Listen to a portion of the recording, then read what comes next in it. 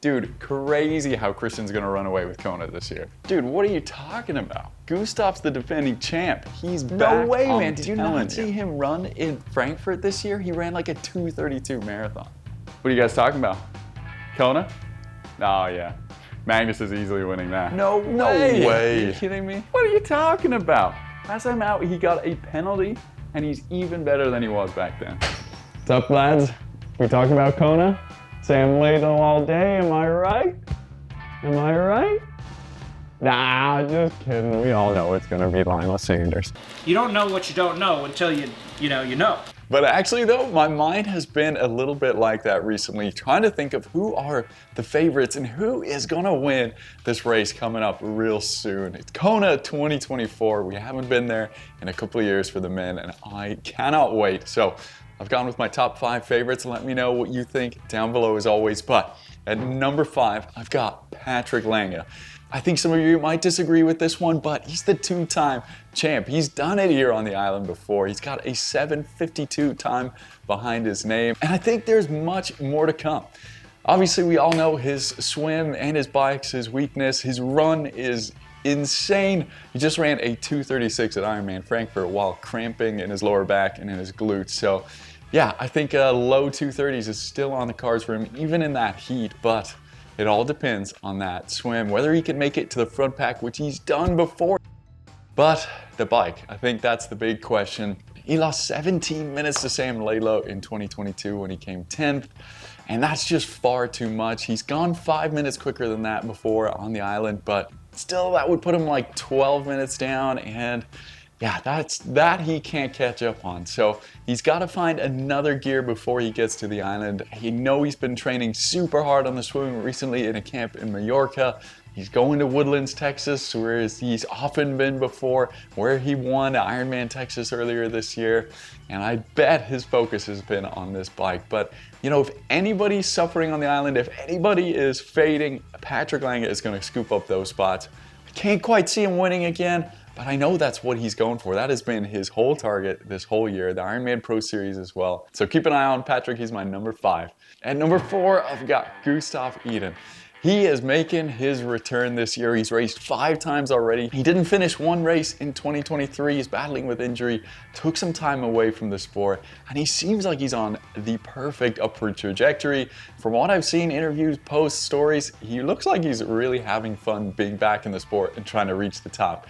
At his last race in Challenge Samarkand, he swam on the feet of Christian and Rico Bogan, so his swim looks like it's really developed while he's been coming back from this running injury.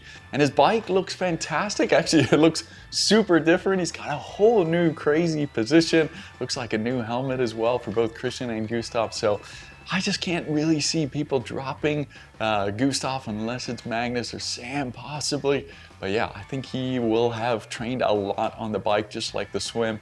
And I think his run is going to be the question mark. But that was really his strength on the island when he won out there. So you'd have to imagine he knows what it takes to get back out there. Will he have enough time? I think that's what's in the back of his head right now. He's up in Flagstaff with Christian training. No better person to be training with, getting ready, because you know Christian wants to win this race. It's Magnus Nilsson at number 3, although I don't think Magnus is coming here for a podium at all. He's currently the record holder for the world's fastest full distance race at Challenge Roth. He ran a 2:34 there this year. This guy's not coming to get a podium. He is coming to win the race. But I think like Patrick, a big thing for his race is gonna be whether he can make that front pack swim. He's done it before in Challenge Roth, but that race is much more favorable to him with a wetsuit and the way the swim works out there. He didn't do it in 2022. He wasn't really close. He didn't do it in 2023 in Nice.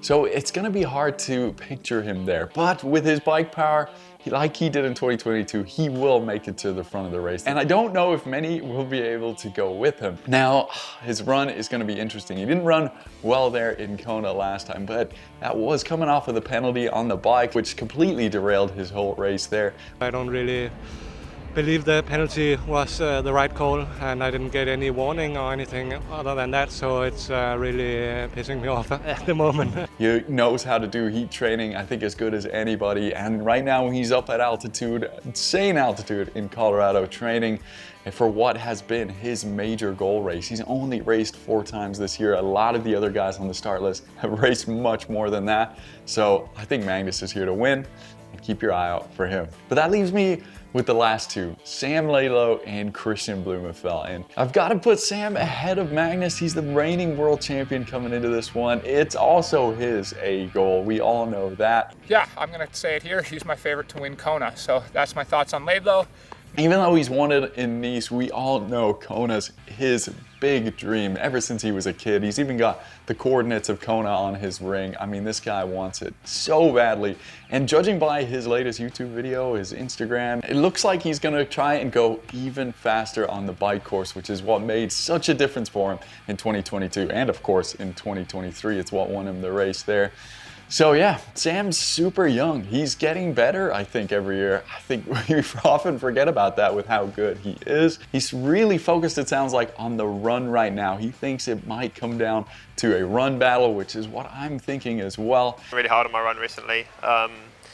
Saw Blumenfeld run a pretty fast marathon a few months ago, and I was kind of like, okay, I'm going to get my shit together and run a lot. It sounds like at first everybody was really focused on the bike, but I think the run, as we've seen so many times before, makes such a huge difference on the island. So yeah, if Sam is running well below 240 now coming into this race, and he can do what he did on the bike last year, I think he'll be definitely challenging for the win. Although, if he comes off the bike with the likes of Christian this year, that's going to be tough. And that's why I've got Christian as my #1 favorite for this race, especially after seeing what he did at Frankfurt. I don't think if I hadn't seen him race there and how well he did, I would have put him as the favorite for this race, but I mean, that was just insane. And I think subconsciously, this has probably been his bigger goal than the Olympics actually was. This year was all about Paris and Kona, and I feel I have to win Kona in order to take one of them. It's the only title he hasn't won in the sport, where he's won the Olympics already. I think he wanted to prove a lot of people that he could get the Olympics done,